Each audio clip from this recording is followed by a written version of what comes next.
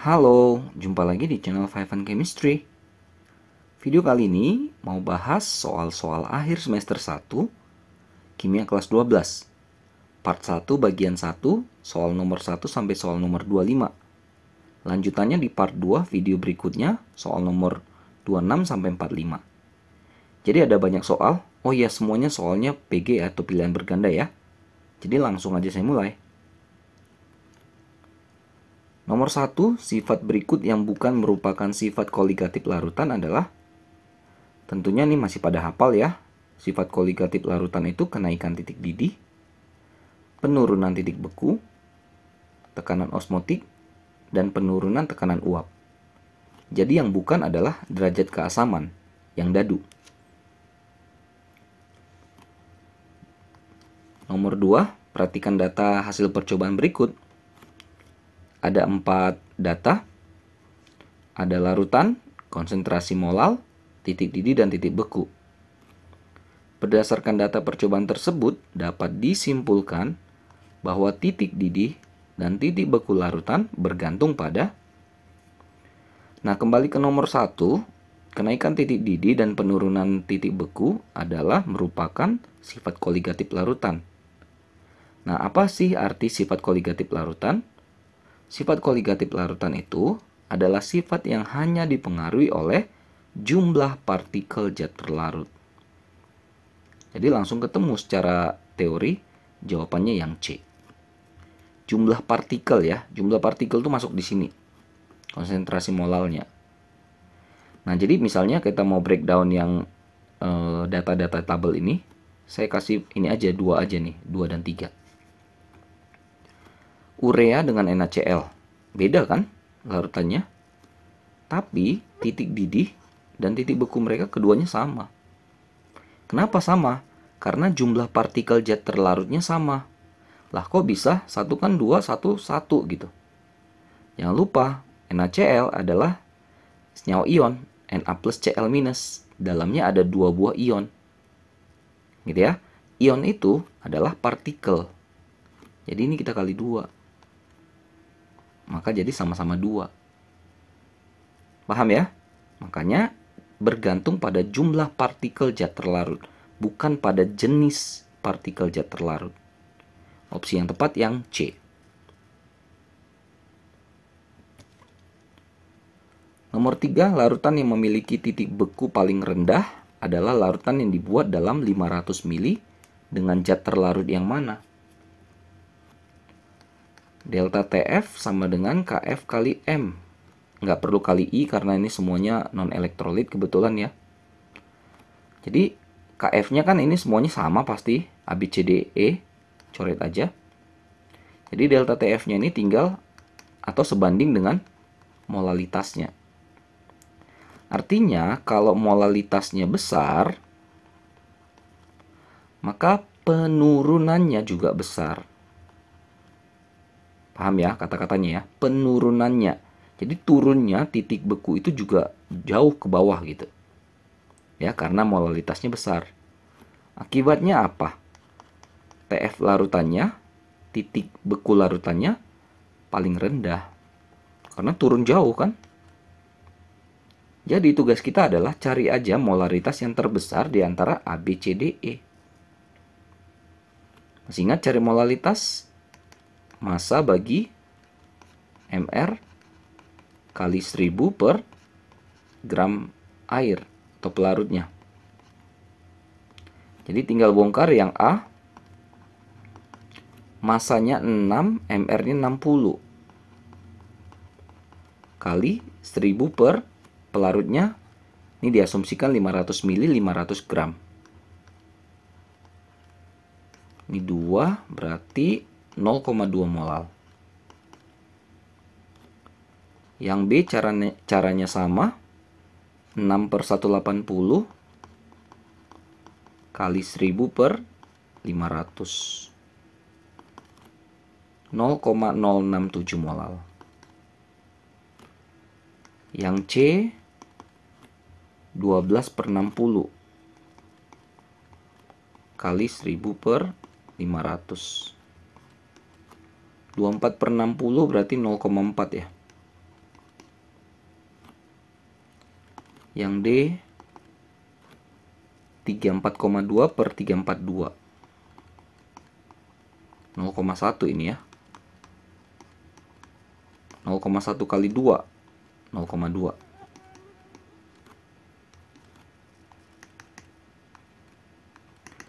Yang E 12 per 180.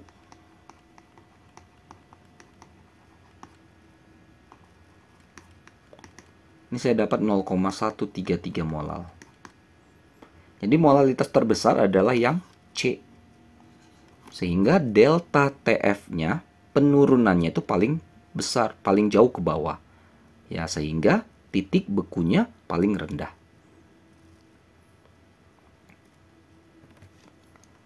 Nomor 4, di antara 5 larutan berikut yang punya tekanan uap paling besar dalam konsentrasi yang sama adalah tekanan uap paling besar ya. Jadi gini, tekanan uap besar karena pelarutnya mudah untuk naik ke atas gitu ya, mudah menguap dari larutannya. Kenapa mudah? Karena zat terlarutnya sedikit. Paham ya? Jadi karena yang ditanya adalah tekanan uap paling besar, carilah zat terlarut yang paling kecil di antara A, B, C, D, E. Ingat, ion itu termasuk ya, partikel ya. Jadi ion juga boleh. Makanya A, B, C, D, E tinggal ionisasikan saja sebenarnya. Masih ingat ya?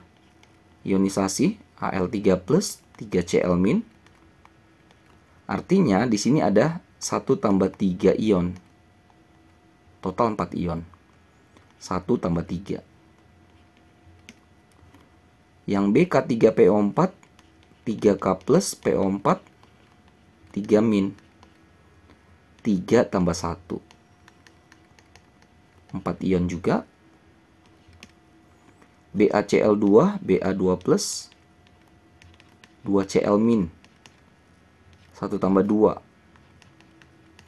3 ion. Na2SO4, 2Na plus, SO4 2 min. 2 tambah 1. 3 ion. Terakhir NaCl, Na plus Cl min. 1 tambah 1, 2 ion. Berarti zat terlarut paling kecil adalah yang E. Maka yang E inilah yang akan menghasilkan tekanan uap paling besar.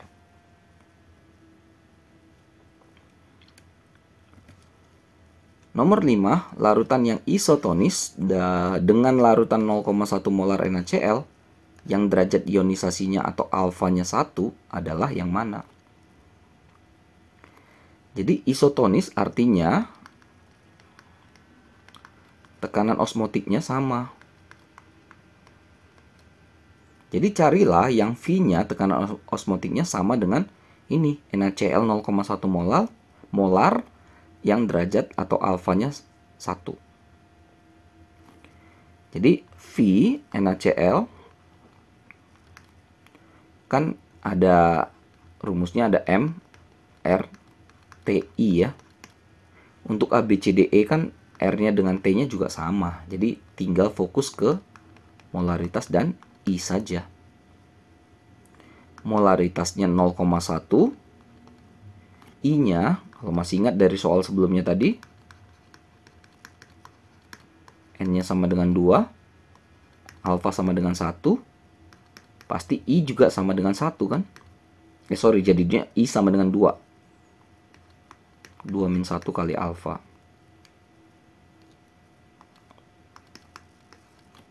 Kali 2.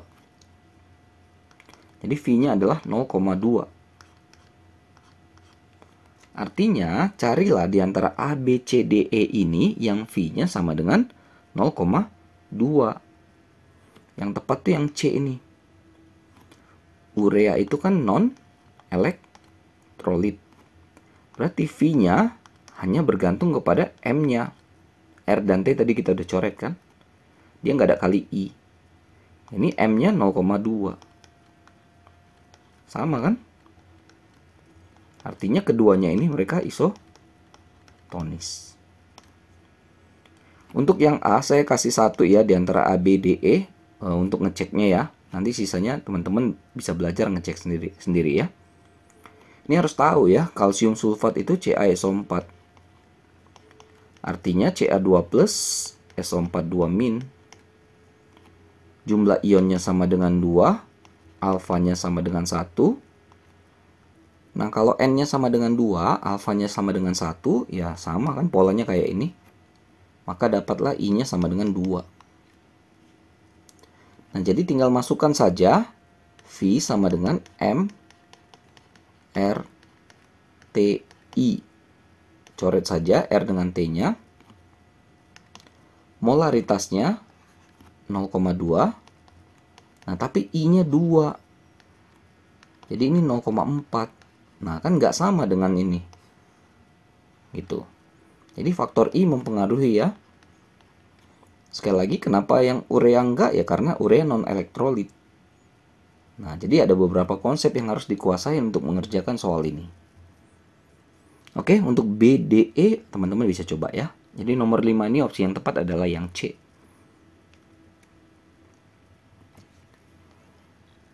Nomor 6, berikut data titik beku beberapa larutan dalam air. KF airnya 1,8 derajat Celcius per molal. Ada 5 larutan. Yang ditanya larutan mana yang terionisasi sempurna dalam air. Terionisasi sempurna kan alfanya sama dengan 1. Garam, elektrolit kuat lah pokoknya ya. Udah pasti yang 5 nggak bisa karena non-elektrolit. Yang 1 pun kita bisa coret sebenarnya. Karena asam lemak, asam cuka itu. Pasti ionisasinya tidak sempurna, sebagian. Nah, tapi di sini makanya nggak nemu jawabannya ini ya karena memang kalau logik saja, kalau kita bicara ininya TF larutan, nggak mungkin yang lemah itu punya TF lebih rendah. Jadi gini, kan ini air itu 0 derajat Celcius ya. Dengan penambahan zat terlarut, maka ini turun. Ya judulnya juga penurunan titik beku. Ya, dari pelarut murninya. Nah, jadi misalnya sini NaCl. NaCl minus 0,36 katanya.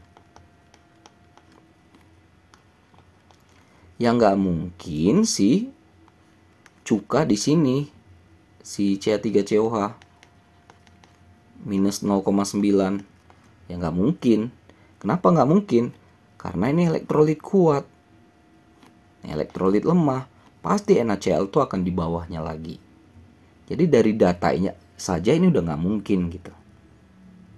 Ya, kalau kita mau perhitung-hitungan ya, cobalah ya. Larutan 1. Delta TF sama dengan KF kali M kali I. Delta TF-nya berarti min 0,9. 0 kurang 0,9. 0,9. KF 1,8. M1 kali I. I berarti 0,9 bagi 1,8, 0,5.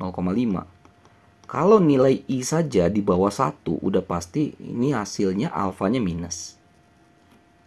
Masih ingat ya, I sama dengan 1 tambah N-1 alfa. 0,5 sama dengan 1 tambah CH3COH itu kan CH3CO min tambah H+. Berarti ionnya 2. Alfa kita cari. Ya pastilah 0,5 sama dengan 1 tambah alfa, maka alfanya minus 0,5. Ya jadi nggak mungkin. Gitu ya. Atau saya balik aja, untuk larutan kedua, kita anggap aja kita nggak tahu ini. Ya, delta TF sama dengan KF MI. KF 1,8, M-nya 1. I dari NaCl itu 2 ya. Tadi udah berapa kali ya? 3,6. Berarti TF-nya adalah 0 kurang 3,6. Minus 3,6 derajat Celcius. Bukan minus 0,36.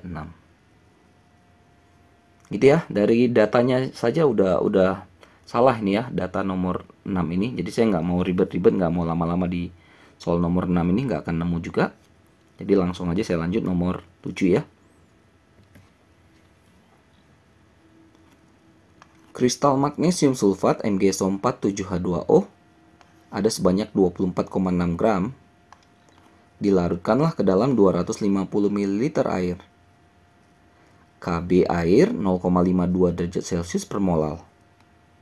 Titik didih larutannya berapa? Oke, jadi ini bisa langsung masuk rumus ya. Delta TB Kb kali M kali I. Lalu Kb-nya 0,52. M itu kita bisa bongkar, masih ingat ya, massa per Mr. Masanya 24,6. Mr ini saya udah hitung nih 246 ya. Kali 1000 per airnya 250. Ini M ya. I-nya MgSO4 kan ada Mg2+, SO4 2-. N sama dengan 2.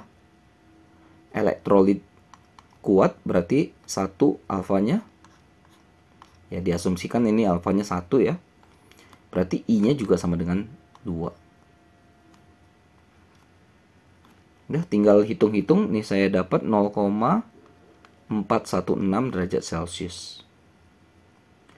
Berarti TB ini kan titik titik didih ya. Kenaikan titik didih. Naik dari 100 karena air itu kan titik didihnya 100. Naik berapa? Naik 0,416. Jadi totalnya 100,416 derajat Celcius lah titik didih dari larutan itu. Ada nih yang C.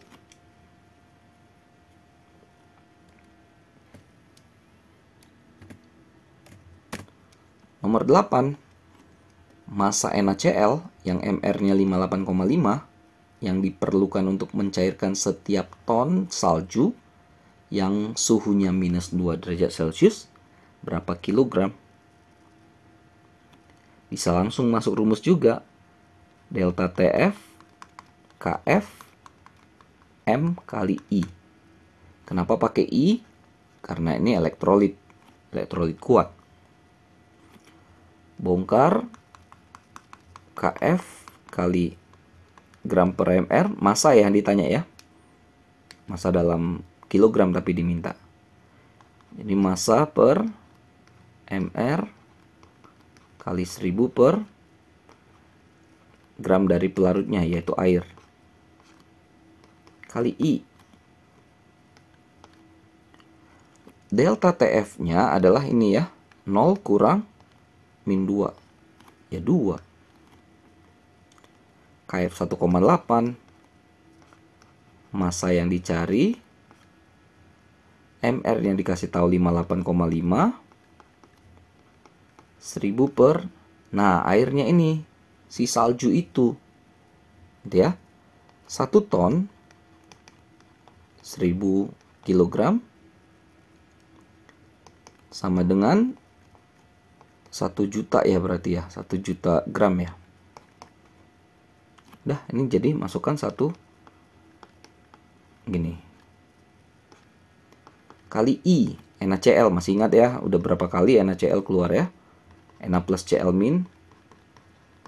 Alfanya 1, jumlah ionnya 2, berarti I-nya juga 2. Bisa dicoret nih, 2 dengan 2. Sisa 1 ya. 1,8 kali massa per Mr-nya 58,5 kali 1000 per 1 juta ya berarti ya. Atau 1/1000. 10 pangkat minus 3 dong. Berarti massa sama dengan 58,5 per 1,8 kali 10 pangkat min 3. Ini saya dapat hasilnya adalah 32.500 gram. Mintanya dalam kilo berarti 32,5. Bravo. Dicek lagi ya, teman-teman ya, perhitungannya ya.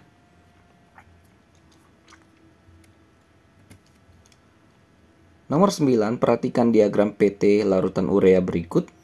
PT itu pressure and temperature ya, tekanan dengan suhu. Berdasarkan diagram PT tersebut yang merupakan titik beku dan titik didih urea berturut-turut. Ingat, beku itu sebelah kiri pokoknya.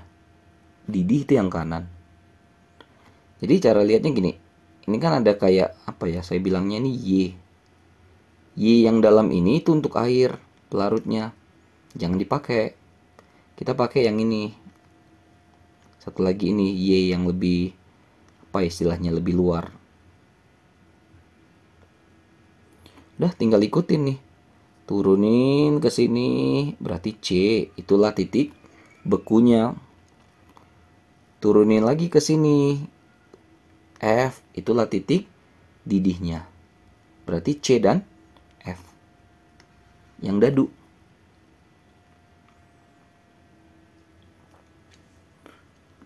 Nomor 10, larutan urea 0,1 molal mendidih pada suhu 100,052 derajat Celcius. Titik didih larutan NaCl yang konsentrasinya sama dengan larutan urea tersebut adalah, bisa beberapa cara tapi pelan-pelan saja ya bongkarnya.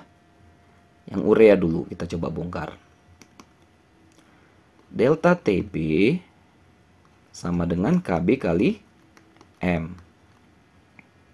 Deltanya adalah ini 100,052 dikurang 100 karena kan pelarutnya air.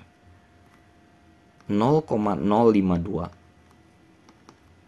KB kali molalitasnya ini dikasih tahu. Maka KB-nya adalah 0,052 bagi 0,1. 0,52. Kita pakailah data ini untuk ngitung yang si NaCl. Delta TB KB kali M kali I. Ingat, NaCl elektrolit kuat. Jadi ada faktor I-nya. KB-nya 0,52 kita dapat dari yang atas tadi. Molalitasnya kan katanya sama, konsentrasi sama. 0,1 juga. Udah kesekian kali ya, harusnya udah hafal I untuk NaCl itu 2. Maka ini dapat 0,104 derajat Celcius. Titik didihnya berapa? Ya tambahin aja dengan 100, karena kan air itu 100 titik didihnya. 100,104 derajat Celcius. Yang C. Nomor 11, perhatikan persamaan reaksi berikut. Cr2O72- menjadi 2Cr3+. Maka setiap atom kromium akan, nah, saya bongkar di sini ya, Cr2O72- 2Cr3+. Kalau berdasarkan Bilox ya, ini kan plus, untuk 1 Cr adalah plus 6 ya. Ini 1 Cr adalah plus 3. Ya, jadi harus hati-hati juga dengan kata-katanya. Setiap atom kromium, apakah yang ditanyakan satu buah atau total CR-nya? Kalau satu buah jelas dari 6 ke 3 itu akan mengikat 3 elektron. Reduksi 3 elektron. Kalau untuk 2, 6 elektron. Nah, jadi tergantung ini. Oke, saya tambahkan sini 7H2O. Kenapa 7? Karena ada 7O di kiri. Jadi lawannya tambahkan 7H2O. Muncul 14H di kanan. Lawannya tambahkan aja 14H+. Nah, di kiri minus 2 dengan plus 14 kan berarti plus 12. Kanan plus 6. Ya berarti 12 dengan 6 selisih 6. Ya lagi ya, setiap atom kromium satu buah Cr kah? Atau total Cr di kiri dan kanan? Saya dilemanya di situ. Tapi nanti kesepakatan teman-teman aja dengan guru ya. Kalau satu atom krom, maka akan melepaskan 3 elektron. Kalau elektron di kiri itu artinya reduksi. Reduksi itu menangkap atau mengikat elektron. Ya, jadi mengikat elektron untuk satu atom Cr, mengikat 6 elektron untuk 2 atom Cr. Gitu aja deh. Oke, nomor 12 ada persamaan reaksi berikut ini. Apabila disetarakan, nilai A, B, C, D, E-nya berturut-turut berapa? Saya tulis ulang di sini Cr2O72-. Yang utamanya dulu aja saya buat ya, NO2-. H plus dengan H2O nanti muncul sendiri itu. Cr3+, NO3-. Setarakan dulu di sini Cr-nya. Baru hitung biloks-biloksnya ya. Ini kan plus 3 plus 5. Ini plus 6. Kalau untuk 2 berarti plus 12. Kalau untuk 2 ini plus 6. Ya, ini dilematisnya yang nomor 11 tadi. Plus 3 plus 5. Jelas dari 12 ke 6 turun atau reduksi ya. Ini 3 ke 5 naik atau oksidasi 2. 2 dengan 6 kita bisa eliminasi dengan cara kali 3. Ini tetap kali 1. Jadi Cr2O72- tambah 3NO2- menghasilkan 2Cr3+, 3NO3-. Tinggal muatannya saja kita setarakan. Min 2, min 3, total min 5 kan? Plus 6, min 3, totalnya plus 3. Ada H plus ya di kiri kan dari persamaan di atas. Maka Cr2O72- kita tambahkan 8 buah H plus. Kenapa 8? Kenapa di kiri? Karena 8 tambah min 5 adalah plus 3. Jadi sama muatannya. Jadi H plus itu ditambahkan ke sisi yang lebih negatif gitulah. 3NO2-. 2Cr3+, 3NO3-. Berarti kan otomatis karena ada 8 H plus, kita tambahkan 4 H2O. Udah pasti setara itu. Ini yang A-nya, ini yang B-nya, ini yang C-nya, ini yang D-nya, ini yang E-nya. 8, 3, 2, 3, 4. Yang dadu. Nomor 13, di antara persamaan reaksi redoks berikut yang sudah setara adalah, ini cek satu-satu ya, mau ngecek dia setara atau tidak. Tapi biasanya kalau soal ABCDE atau soal PG, yang nggak setara itu biasanya ionnya, jumlah muatannya. Ya, jadi yang A ini min 1 dengan min 10 berarti min 11 ya. Ada plus 6 nih, 6 plus. Min 11 dengan 6 plus berarti min 5 ya di kiri. Kanan plus 4. Min 10. Min 6. Min 6, min 5 nggak setara kan? Jadi biasanya cek muatannya aja gitu. Biasanya ya. Kalau yang B juga gitu ya. Min 3. Min 4, min 7. Min 2. Min 3, min 5. Yang C ini yang jawaban yang tepat ya. Minus 2, minus 6, minus 8 ya. Ini minus 8. Jumlah Mn sama-sama 2. Jumlah I sama-sama 6. Jumlah H sama-sama 8. Jumlah O sama-sama 12. Pas yang C. Gitu aja ya, bisalah kalau 13 walaupun dia satu-satu tapi masih bisa dicek lah ya. 14 diketahui data potensial elektroda berikut ada 2, Cu dengan Zn. Apabila keduanya dipasangkan untuk membentuk sel volta, yang tidak benar adalah, jadi bongkar dulu aja, ini kan plus, ini minus. Yang plus itu akan mengalami reduksi, yang negatif oksidasi.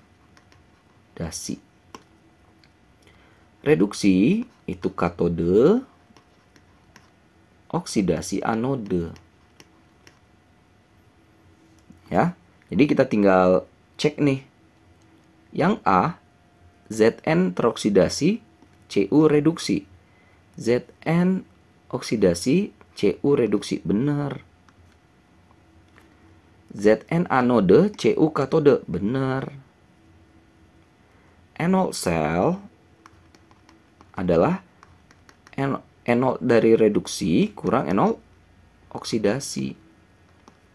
Atau enolnya dari si reduksi kan si Cu, oksidasinya Zn. Masukin angkanya. Cu 0,34, Zn min 0,76. 1,1 nih.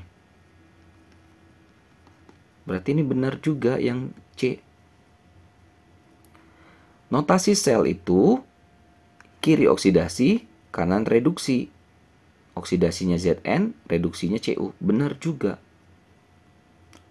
Elektron bergerak dari Cu ke Zn, nah ini yang salah. Elektron bergerak dari Zn ke Cu, dari anode ke katode. 14 yang E. 15 diketahui data potensial elektroda berikut ada 2 ya. Ini Ag+, bukan Ag2+. Ag dengan Ni. Potensial sel volta yang disusun dari elektroda Ag dan Ni adalah, ini jadi katode karena positif, jadi anode karena negatif. Enol sel E dari si katode, si Ag, kurang dari E dari Ni. Jadi rumusnya katode kurang anode. 0,8 kurang 0,50. Jadi plus ya, 1,30. Ada nih yang bravo. 16 diketahui data potensial elektroda berikut Ag dengan Cd. Potensial sel untuk CD2+, Ag plus Ag sama aja, yang di kiri oksidasi, kanan reduksi. Tinggal ikutin ini. Enol dari reduksi kurang oksidasi atau katode kurang anode. Ag kurang si Cd. 0,80 min 0,40. Jadi plus ya, 1,2, 1,20. Ada nih yang E.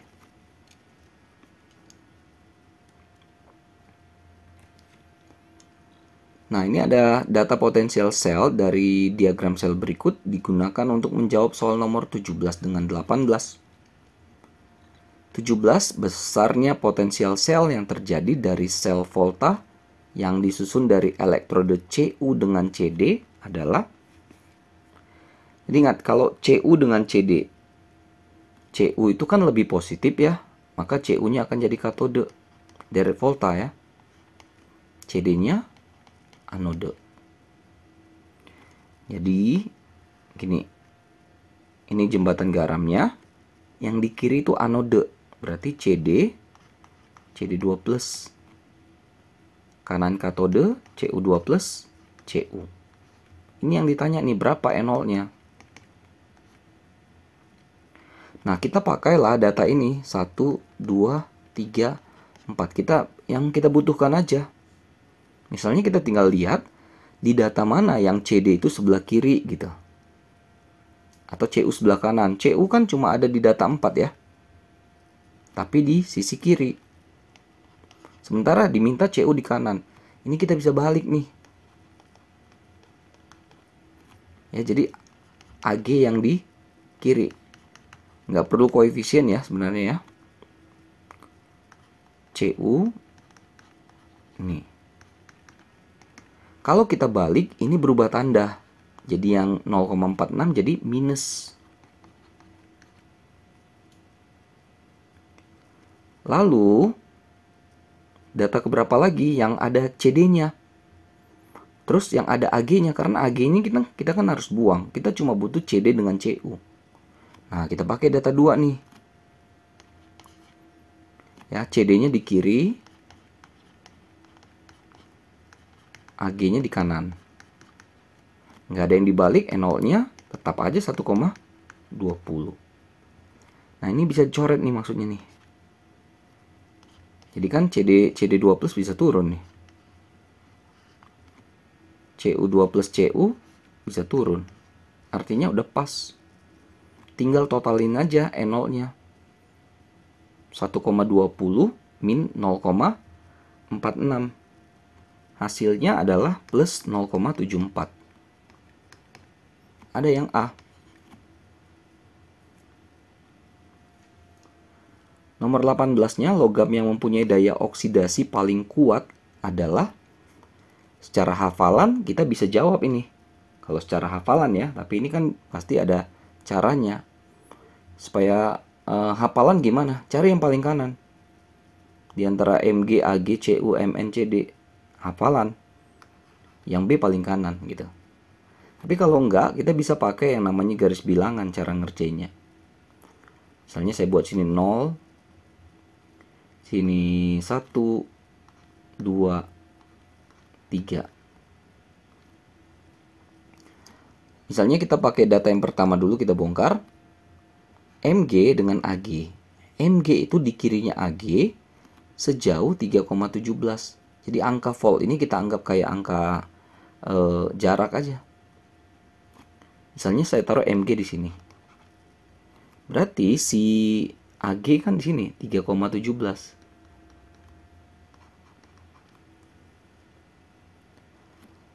Lalu yang kedua, si CD rumahnya itu dengan si Ag jaraknya 1,2. Tadi kan si Ag 3,17. Si CD itu mundur 1,2.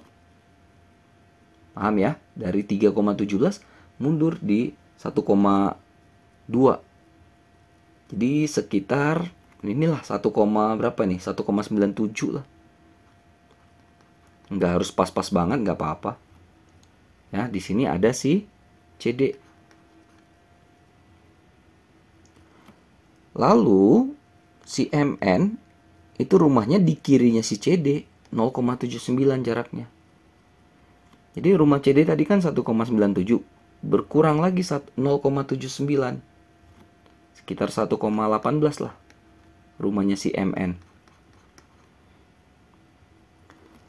Lalu rumah si Cu dengan Ag. Rumah Ag kita udah tahu. Si Cu mundur 0,46 dari rumah Ag. 3,17 mundur 0,46. Walaupun gak hafal angkanya, udah pastilah si Cu di sini. Ya, sekitar 2,7 sekian lah. Nah, daya oksidasi itu menyatakan oksidator ya, sifat oksidator. Ya, jadi semakin ke kanan itu oksidator paling kuat. Kemampuan mengoksidasi ya. Maka oksidator terkuat adalah si Ag. Sesuai kan?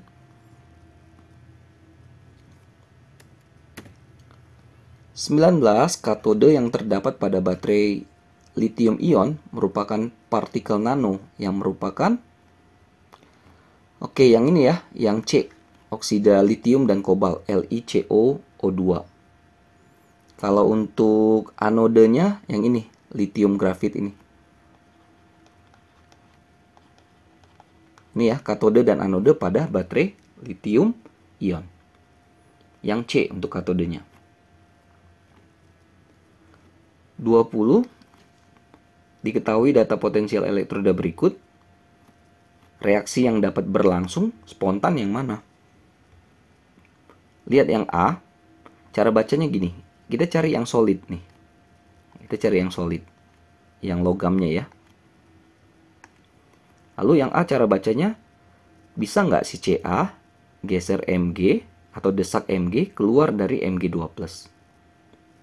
Bisa nggak? Nah, syarat bisa itu harus logam di kiri. Logam di kiri yang bisa mendesak logam yang di kanannya. Bisa nggak sih Ca desak si Mg? Bisa. Kenapa bisa? Karena Ca lebih kiri dari Mg. Nah, kok tahu? Ya E0-nya. Semakin kiri kan semakin negatif. Ca, Mg, Al, Fe. Gitu ya. Jadi yang dapat berlangsung spontan adalah yang A. Si Ca bisa desak si Mg. Kalau yang B, bisa nggak Mg desak Ca? Kalau yang C, bisa nggak Fe desak si Ca? Nggak bisa. Yang D, bisa nggak Al desak si Mg? Nggak bisa. Yang E, bisa nggak Fe desak Mg? Tidak bisa. Jadi pendesakan itu yang kiri bisa desak yang kanan. Yang A ya, 20.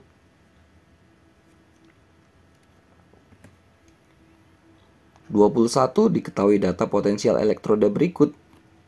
Di antara logam berikut yang tidak dapat larut dalam Cu2+, larutan Cu2+ adalah sama kayak tadi. Ya, yang dapat itu adalah yang lebih negatif, yang lebih kiri. Berarti yang tidak dapat adalah cari yang lebih positif dari Cu. Ag lebih positif. Zn lebih negatif. Fe lebih negatif dari Cu. Sn lebih negatif dari Cu. Pb lebih negatif dari Cu. Jadi opsi yang tepat yang A.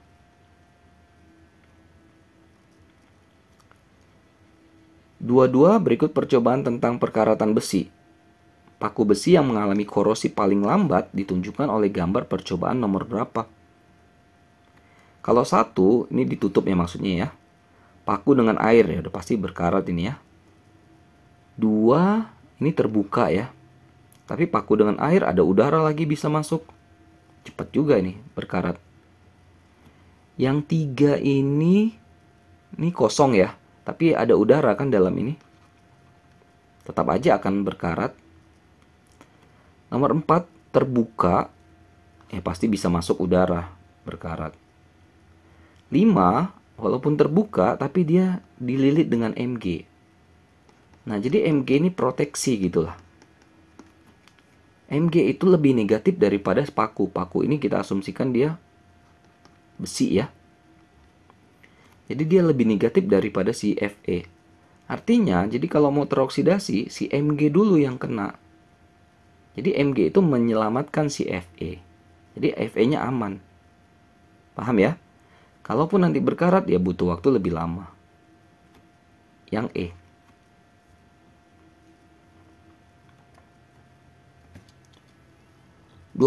Perhatikan diagram elektrolisis berikut. Yang ditanya adalah reaksi yang terjadi pada kutub positif.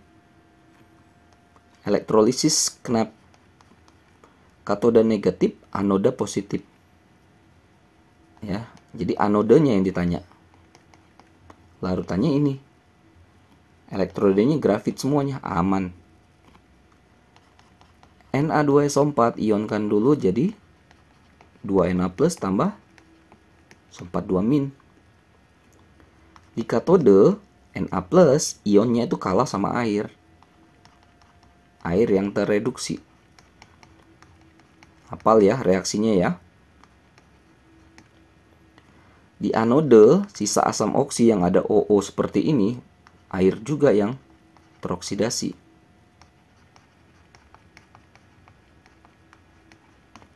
Oke, yang ditanyakan pada kutub positif atau anode. Jadi reaksinya yang Bravo.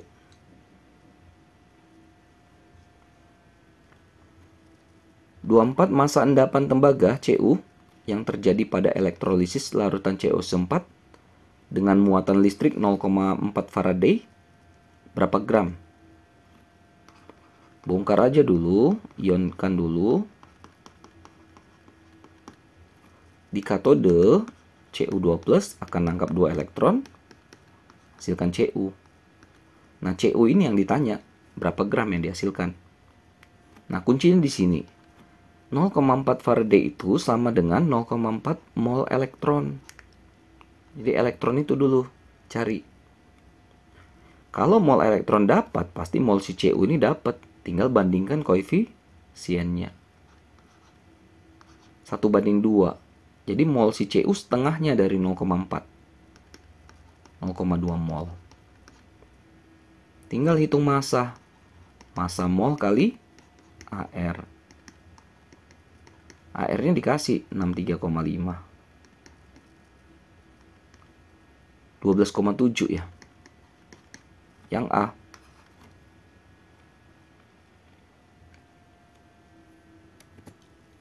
Nah, terakhir ya, nomor 25 untuk sesi ini.